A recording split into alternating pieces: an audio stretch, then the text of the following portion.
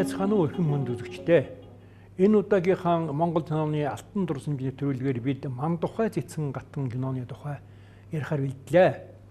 Тэгэхээр энэ Мандухай цэцэн гатан киног ярихын өмнө энэ кино хэрхэн бүтсэн түүхтэй холбогдолтой жижигхэн дурсамжийг л одоо би бол хэлэх ёстой гэж ингэж бодож байна. Энэ яагаад ингэж яваа юм бэ гэхлээр зэрэг энэ киноны төсдийг санаачилж, энэ киноны одоо бэлтгэл ажлын том ачааг үүрч, киноны зургийг хэлж 4-5 бүлэг кино зураг авсан хойно нь ерөнхий найруулагт солигдсон.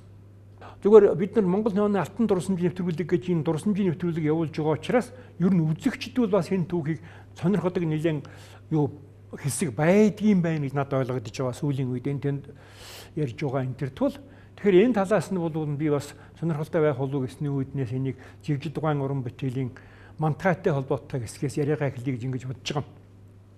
Тэгэхээр жигжид дугаа бол Мандухай цэцэн гатан гар кино хий гэсэн ийм бодлыг бол 10 гаруй жил тээж явсан гэж өөрөө дурсамжиндаа бичүүлдээсэн байна. Өөрөөр хэлбэл 1970-аад оны ихэнх үеэс Мандухайн тухай кино хийя гэсэн ийм бодол жигжид дугаа төрсөн юм байна. Ган болчихж үгээ таслахгүй тодорхой сайн. Өнөдөө их татны харилцаатай.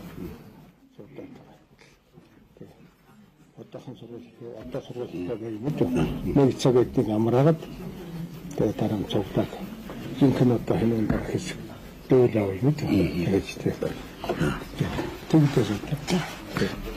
тэгээд энэ санаагаа Монгол улсын нэртэй түүхч академич Шагдаржгүй нацаг дөрж гэж одоо төрийн хошоо шагналтын сайхан том зохиолж байсан. Энэ нацаг дөрж байгаад ярьсан юм байна. Тэр үед бол нацаг дөрж байгаа Мандухай цэцэн гатны тухай ормаан бичиж эхэлж байсан үе юм билээ. Тэгээд энэ бол 80 жил ингэж явагдсан юм бил түүх байд юм байл. Тэгээ 1980-ад оны дунд үед бол нацаг дөрж байгаа ормаан гарсан. Нацаг дөрж байгаа ормааны гарахад бол уншигчид их сайхан хүлээж авсан. Тэгээ энэ киног бүтээх тийм одоо нэг олон жил тээж явсан хүсэл нэрмэл зилээн биелүүлэх ийм сайхан боломж бол жигжид найруулагчид гарч ирсэн ийм түүх байгаа юм. За ингээд энэ зохиолоор кино хийя гэж ингэж хөөцөлдөөд бас нэлийн хэдэн жилиг авсан байдаг. Энэ ямар учиртай гэхээр зэрэг киноны зохиолыг нацаг дөрж байгаатай хоёулаа ярьж үйж ормааны кино зохиол болгож дахиад бичиж байгаа юм. Нацаг дөрж байгаа өөрийнхөө ормааны кино зохиол болгож жигжид байгаа санаа энүүдийг дунд нь оруулаад ингэж бичсэн. За энд бол нэг жил гарсан болсон шиг байгаа маань хоёрын хамтын ажиллагаа. Ингээд киноны зохиол батлагдсны дараагаар тухайн үед бол нөгөө олон хяналт шалгалтын шатвал хэвээрээ байсан. Энэ шатвуудаар дамжиж явж байгаад эцэст нь бол нэг чинь том кино учраас түүхэн кино улсын маш том зардлаар хийж байгаа. Энэ кино учраас бол намын төв хорооны үзэл сурталын гэлтэс тэр байтугай улс төрийн төвчөнд очиж яригдсан байгаа юм. Тэгээ би одоо санаж байна 1980-ад оны дунд үед байдаг кино үйлдвэр уран сайхны өдөртөгч байсан.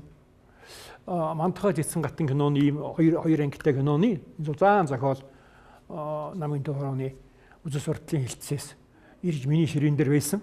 Тэгээ дээр нь бол ингээд улаан харандаагаар ингээд томоор бичигдсэн шаардлагагүй юу зэдэн бол гэдэг түүх байгаа юм. Тэгэхээр зэрэг энэ бол нэгэн төвчөөр хэлэлцэгдээд нэгэнт Монгол Ардын Усгалт нэмийн төв хорооны ерөнхий нарийн бичгийн дарга сайд нарийн зүйлийн дарга энэ тушаалтай энэ хүний гарын үсгтэй байгаа учраас л ингэж зогссон л доо. Тэгээ энэний төлөө үл жигжид байгаа үгүй явсан. Их одоо нөө хөлөө хүртэл гэдэг шиг явсал да. Энэ түүхийг бол бид нар бүгдээрээ мэднэ Монгол кино үйлдвэрийн одоо ажилтан уран бүтээлчд. Тэгээ энэ зохиол ингэж явсаар байгаад эцэст нь яаж зөвшөөрлөө гэсэн юм гэхлээр зэрэг тэр үед удирдлага хөдлөгдсөн. Монгол Ардын Усгалт намын ерөнхий нарийн бичгийн даргаар Жамбын Батмаггүй гарч ирсэн. Бүгд найрамд Монгол Ард улсын сайд нарийн зөвлөлийн дараагаар Домаагийн Содонгой гарч ирсэн. Энэ үед бол жигжид дугаа ахаад энэгээ хөөцөлдсөн. Мандухай киноны хоёуг. За энд бол жигжид дугаа одоо ёстой өөрийнхөө сансан төвч нэг магна тэний хоёрсан да. Би энийг санаж байгаа юм. Содон дарга дуудлаа гэд чихтэйхэн сандарцсан мань хөө яваад өгсөн. Тэгээ нэг 2 цагийн дараа ч бол үдэ хүрээд ирсэн. Өө баг хүүхэд шиг дэвхцэж явах орж ирсэн. Тэгээд за киногоо батлуулсан шүү. Зөвшөөрөгдлөө. Тэгээд 16 сая төгрөг тэр киноны төсөвт улсын төсвөөс өгөхөөр баталж өгсөн байгаа юм. Тэгээд энэ бол нэг том тоо. 16 сая бол өнөөдөр бол 16 сая юу ч биш сонсогдох магадгүй. А тухайн үед бол 16 сая төгрөг гэдэг бол Монгол кино үйлдвэрийн 5 жил бүтээх уран сайхны киноны зардал. Та тэнцэх ийм мөнгийг бол баталж өгсөн байна. Тэгээ энд ер нь 20 дугаар зууны Монголын уран сайхны киноны төвхөнд бол хоёр том кино байдгийг. Хоёулаа үнэхээр том кинонууд, хоёулаа үнэхээр Монголын киноны нэр сүрийг дэлхийд явж байгаа өнөөдөр хүртэл ийм хоёр сайхан кино. Нэг нь бол 1945 онд бүтээгдсэн Цогттайж кино. Тэнд бол живжиж байгаа ерөнхий оператор байсан. Тэр киног бүтээж ерөнхий оператораар ажилласныхаа төлөө бол 26 настай байхдаа бүгд найрамд Монгол ард улсын урлагийн авиац төлөлтөн гэдэг тэр эрхэм малдрыг бол киночдоос хамгийн түрүүн хүртсэн хүн бол живжиж байгаа байсан.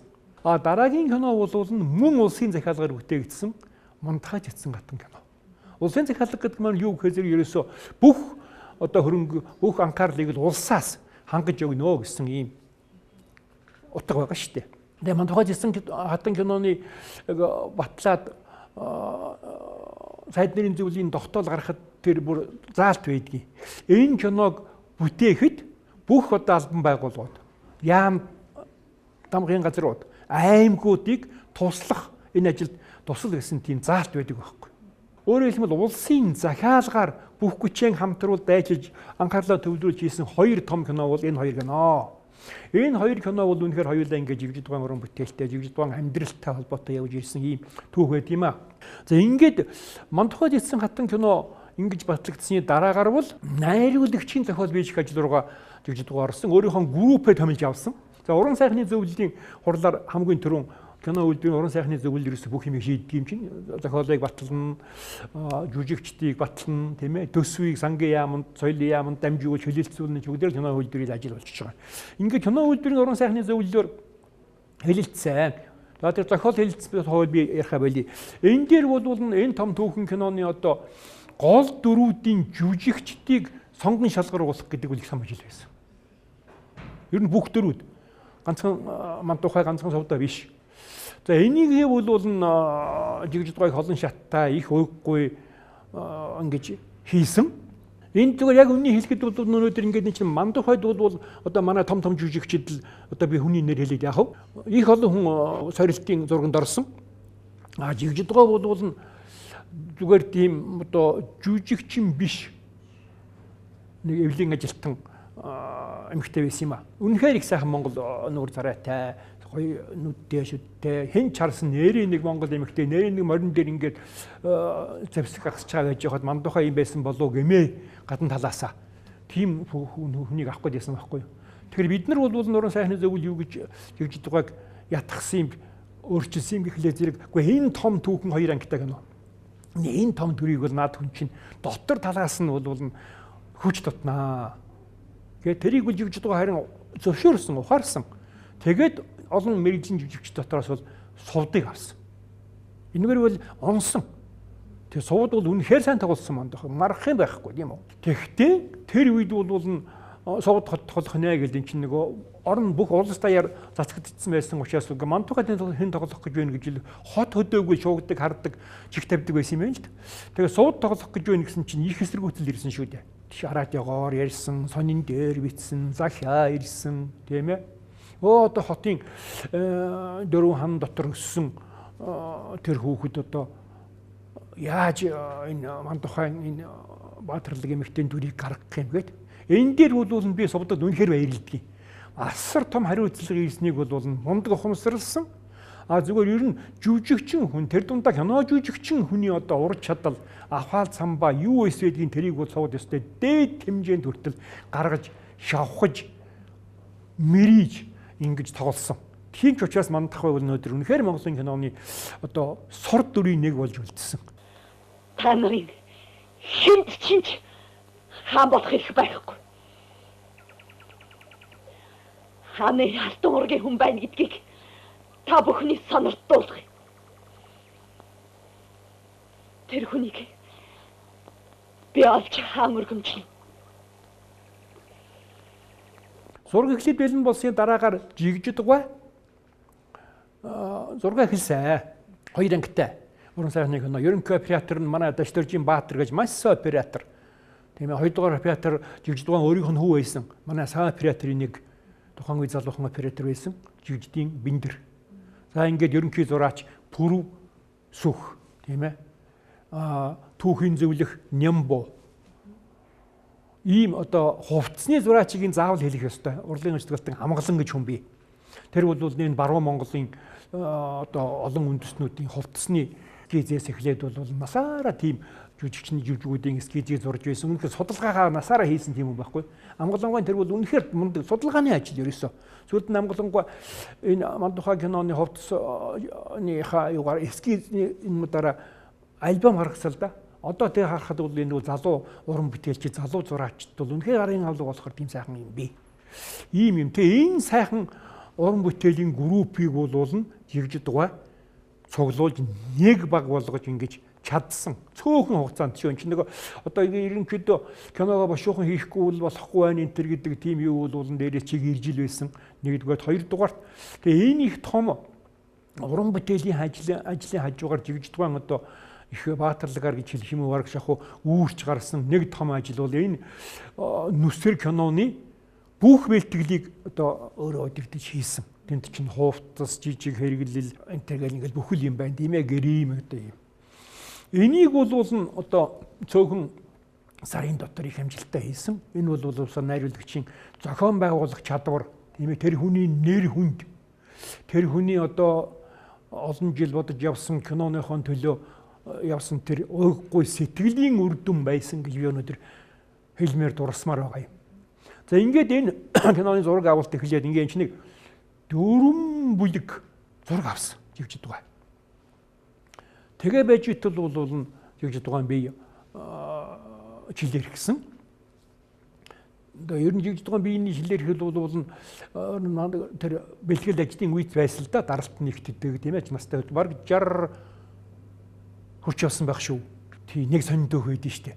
Юуны цогттой киног тавихад цогтой киноны ерөнхий найруулагчаар ажилласан Юрий Викторович Тарич гэдэг Оросын том найруулагч байсан. Тэр хүн яг 60-тай байхдаа цогтой кино хийсэн.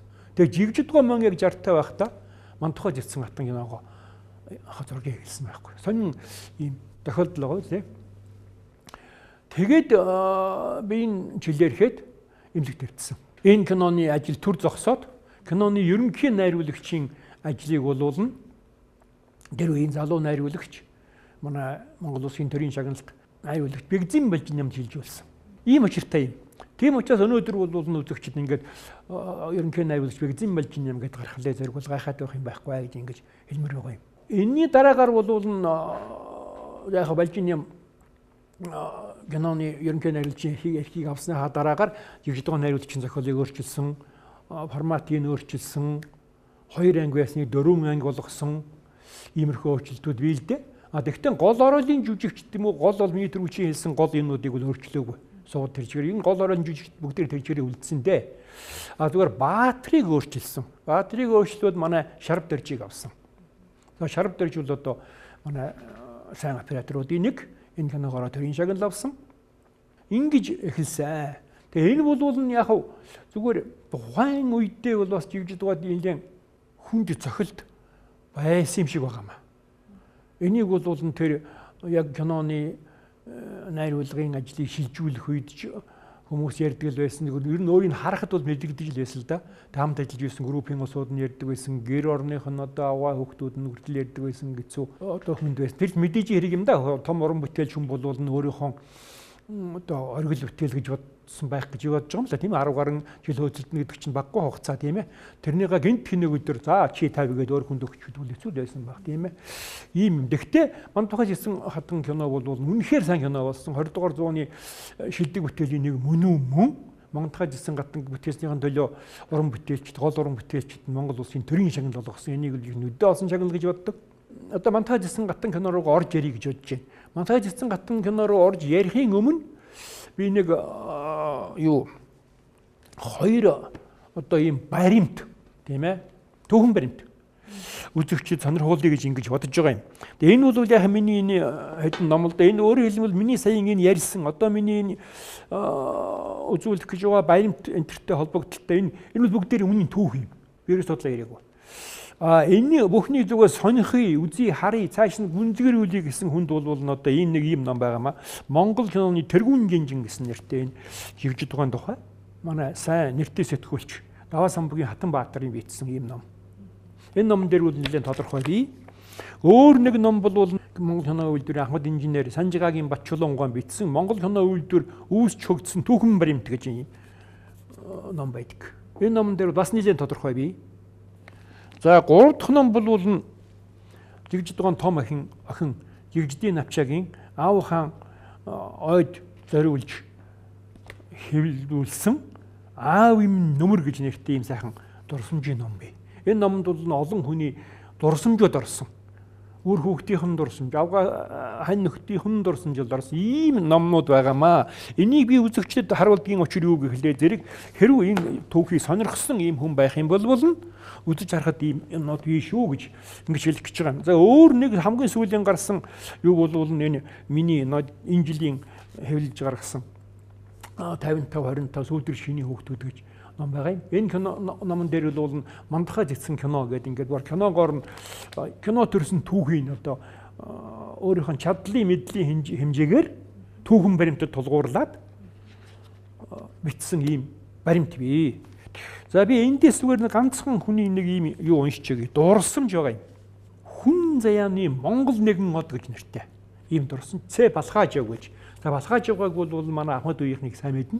Балхаажавгал тухайн үед Монгол Ардын Хувьсгалт намын төв хорооны үзэл сурталын хэлтсийн дарга, Монгол Ардын Хувьсгалт намын төв хорооны нарийн бичгийн дарга байсан доктор профессор, шинжлэх ухааны гавьяа зүтгэлтэн ийм сайхан буурал бий. Энэ хүн одоо байгаа. Тэгээ энэ хүний жигжид тухайн тухай бичсэн дурсамжаас би нэг цөөхөн өгүүлбэр уншия. Энд бичиж байна балхаажавга дурсамжинда. Хувь хүнийх нь хувьд ч гэсэн том уран бүтээлчийнх нь хувьд ч гэсэн миний бие жигж дугааг чин сэтгэлээсээ хүндэлж явдаг нэг. Харамсалтай нь харьцангуй эрт өөд болсон юм да.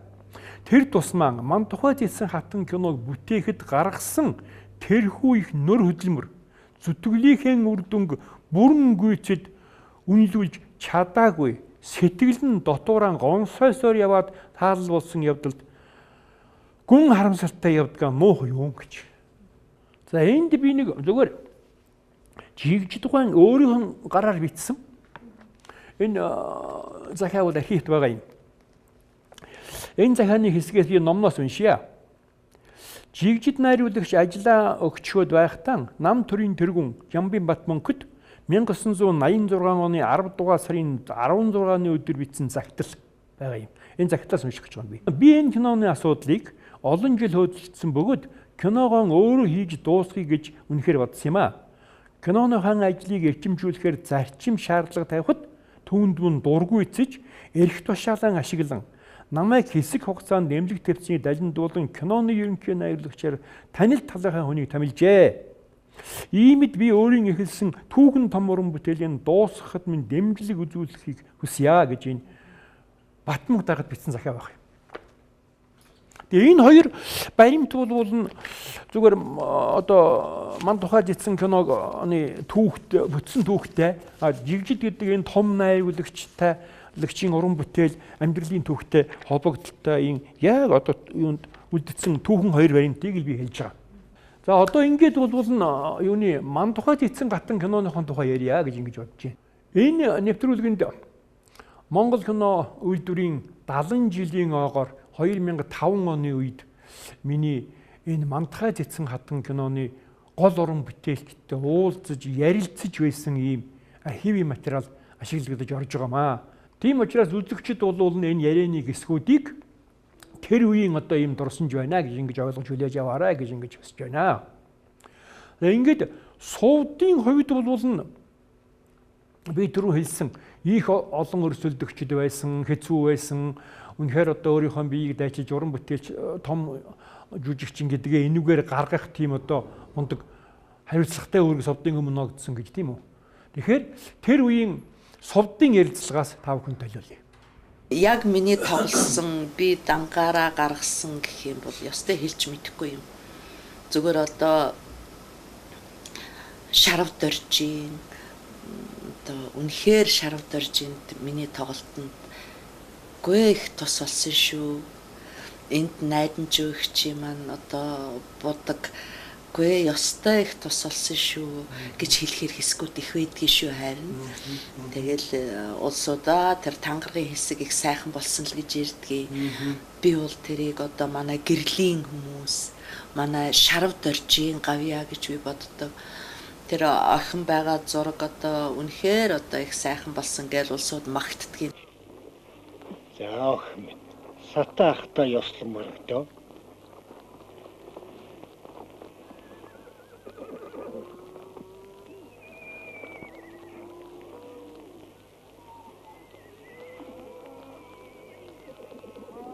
Тэгэхээр охин минь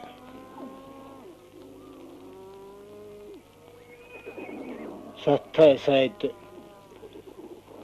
хааны зарилгыг уламжлахаар морлон ирч.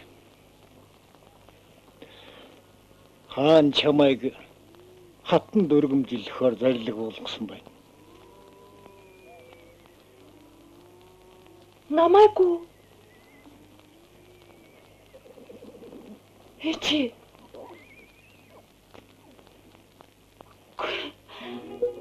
Би гэрээсээ явахгүй. Хайшаа явахгүй. Эчи.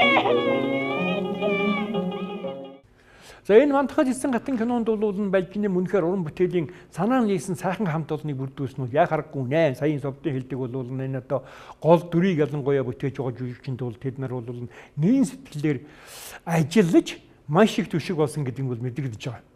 Тэгээ одоо би та бүхэнд энэ киноны ерөнхий найруулагч Бэгзийн Балжинямын ярилцлагыг сонсгоё. Эхнээсээ би ч одоо 6 зохиол утсан шүү дээ. 6 зохиол дотроос нэг нь гарч ирж байгаа шүү дээ. Тэгэл тий 6 хөлбөр.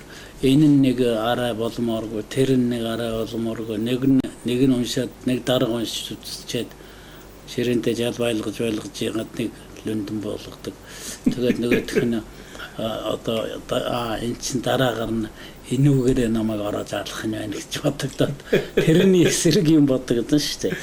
Чи амтахгүй тий. Тэрний эсрэг тийм ээ. За энэнийг нь одоо яавал одоо дараа нэг юу яалгүйгээр нэг хэрэгт орчдгүйгээр малтраад гарч тийм ээ. Эвтэйхэн уснаас нэг эвтэйхэн яавал хоороо гарчих гэсэн. Тимний үүднээс засаад байгаа юм. Бичнэрийн тим амьсгал бол арилаагүй юу? Арилаагүй байсан. Тэгэл тим юмнаас болоод 6 одоо хувь зохиол өгсөн. Мандухай хэлсэн киноны ерөнхий оператор Шарав доржийн ажил бол үнэхээр сайн ажил. Тэгэхээр энэ дотроос бол манай Шарав дорж энэ хөгжим тэ яаж одоо холбож зураг авалтын үед бодсон бэ? Тэрийг одоо дүрс хөгжим хоёр яаж хоорондоо авцалдаж одоо энэ киноны эдисийг бүтээхэд тусалсан бэ гэдэг талаар бол их сонирхолтой яриа дурсамж бий. Тэгээ би оператор Шарав доржийн дурсамжийг сонсгоё гэж бодож байна. Өөр одоо Мандухайгаас чамд тийм өөрчлөлт хамгийн гоё болсон хэсэг ямар хэсэг вэ? Оо байлгүй яах тийм нь байдгийн одоо тэр хөгжим нэг сайхан таарсан ч сонир хөгжим. Нэг юун дээр суугаад морьтой ингээл яриад. Одоо тэр нөгөө юуны жижигэн гүүрэн дээр авсан шүү дээ. Цааталт нэг юм урд өдөр нь бороо ороод ингээ ус тогтцсон байсан. Үер уугаад ус тогтоод хид хідэн газар ингээ ус тогтсон. Тэр уснуудын хооронд дур нөгөө цуваа цэрэг ингээл явуулаад тэгэхээр цааталтай их гоё гүлбэнэ их сайтай. Передний холоо нөгөө морин дээр суудсан морь унсан хэдэн баатрууд яриад одоо тэр нөгөө баруун тийш явж байгаа юм да.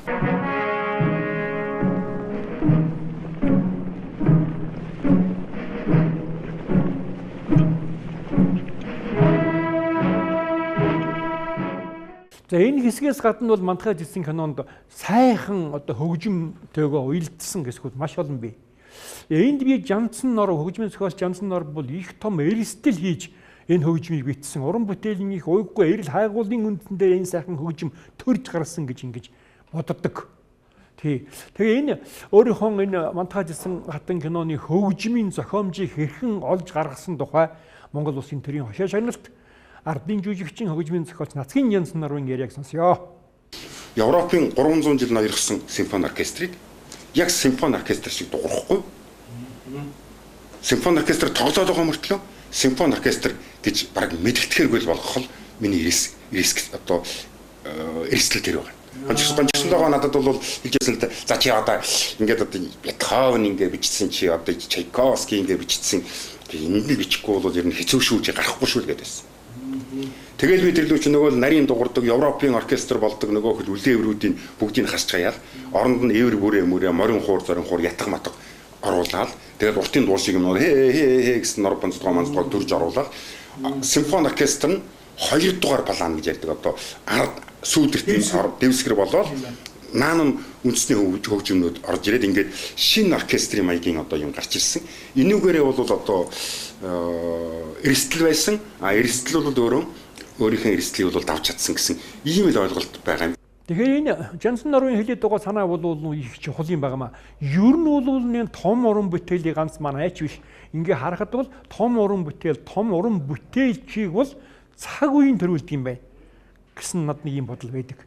Тийм ч учраас энэ Мандухай зэцэн кино бол яахын аргагүй цаг үеийн шаардлагаар олон түмний одоо хүсэл эрмэлзэлтэй гэдэг юм уу тийм ээ. Ингэж өрнж босч гарч ирсэн уран бүтээл гэж ингэж өмнөх ёстой гэж бодчих. Мандухай. Энэ өдрөөс хойш би чиний жадны үзүүр сэлэмний ир болж явъя. Алив хэрэг тохиолдвол надад хэл өгч байгаарай.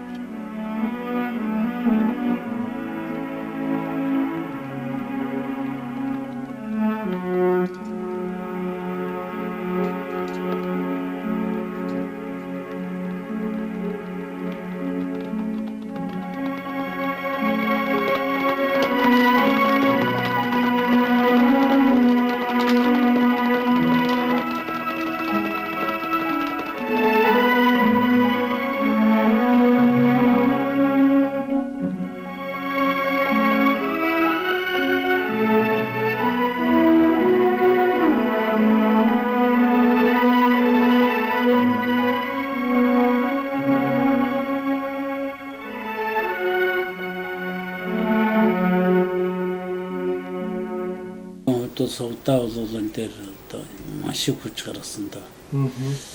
Маш их хүч гаргасан. Тэгээд ч ер нь аваа их сайн дөрөвтэйсэн гэж боддог. Ер нь одоо тэгэл явуулвал шүдэ хүн энэ сувдаа явж ингээсээ Мандухай явж ийн гэж ярих. Тийм ээ. Исмэл явж ийн гэж ярих ч юм уу, тийм ээ. Сувдтай бол ингээд киноны явцад ажиллахад бол чамд нэг тийм актер хэцүү юм бол зовлон байхгүй. Гайгүй юу те? Гайгүй. Хатаны хүссэн өөр зарягүй би чи төрүүлж чадсангүй. Тэнгэр бидний гисгэл. Гэгэл хатаны махтусны тасрах. Ахшаа чинь энэ Шарвдоржийн аппарат бол жүжигчэнтэй хамт тоглож идэг байхгүй юу? Тийм ээ. Зүгээр нэг юм аппарат биш. Энэ бол бас нэг дүрийг тодруулж идэг. Зурганд бол одоо биер нь тийм ээ. Будг нь болж өгч идэг. Тийм л оператор л да. Тийм оператор ховор штэ.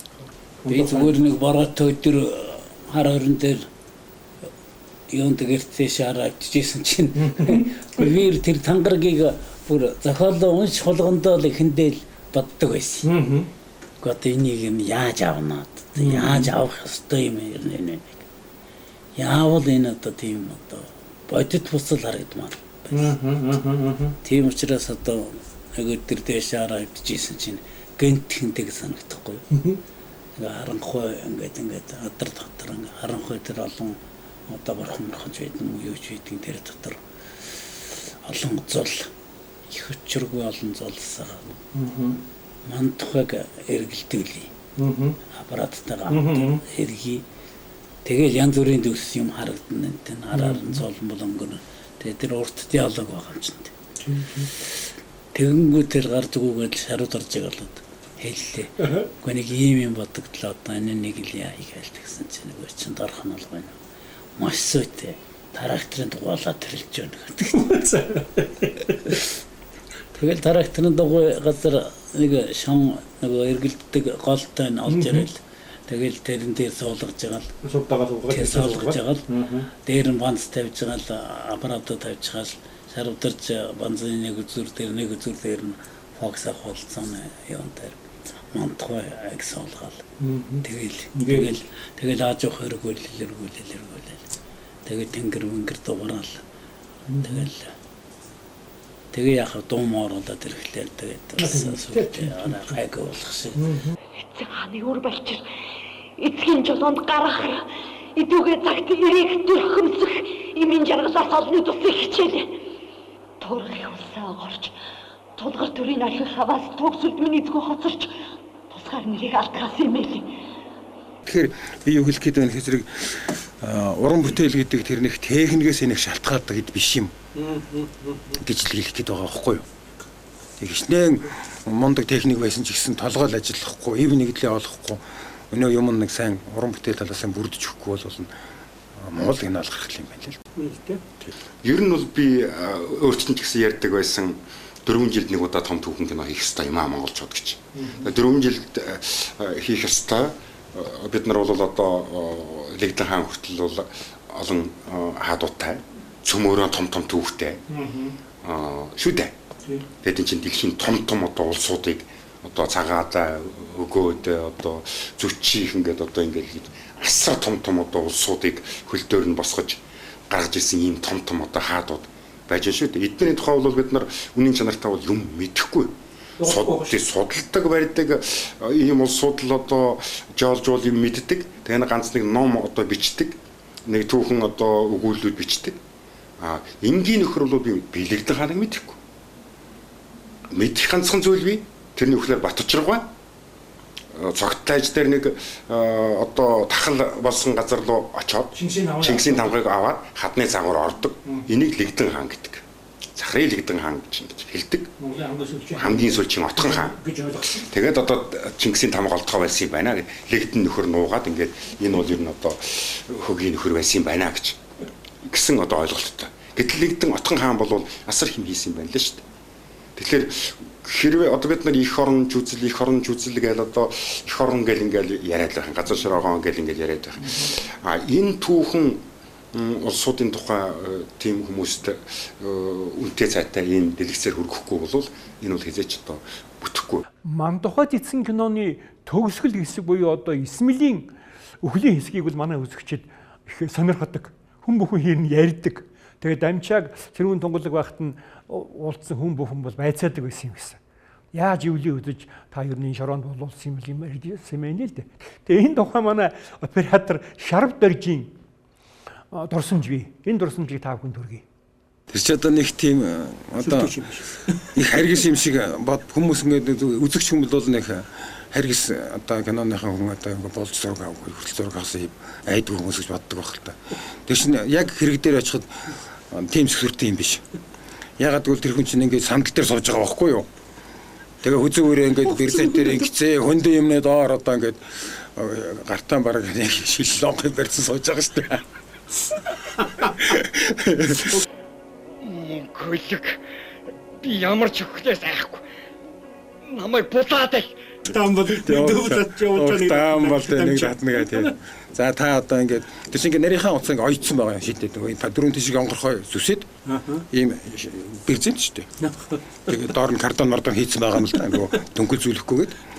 Тэгээд дөрөв тишин зүсээд ингээд нарийнхаа утсаар ингээд ойцсон байгаа байхгүй юу. Нөгөө шорогийн доош унахгүй. Тэгэл ингээд том болмооргүй бол доош унчих юм байхгүй. Манер зүгээр унчихад л доош явчих тийм байгаа юм. Тэнд сүртэй юм байхгүй. Тэгээ яг хөтэ манер юугаа бид нэг тоолоод нэг за нэг 40 секунд амьсгаагаан барихад л тэгэл болох юм байна.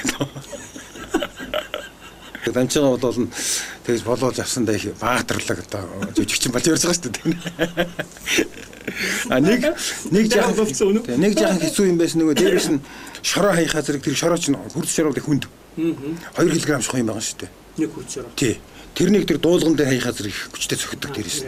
Тийм тэгээд тийм учраас тэр дуулган дотор тал нэг парлон хийсэн байгаа. Дотор нь.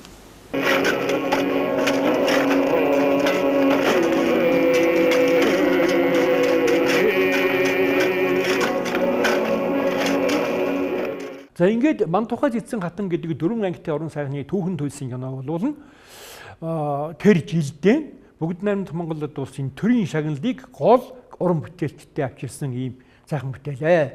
Тэгээ энэ киног бол өнөөдөр 20 дугаар зууны аргагүй одоо шилдэг бүтээлийн нэг гэж хэлэхээс өөр арга байхгүй.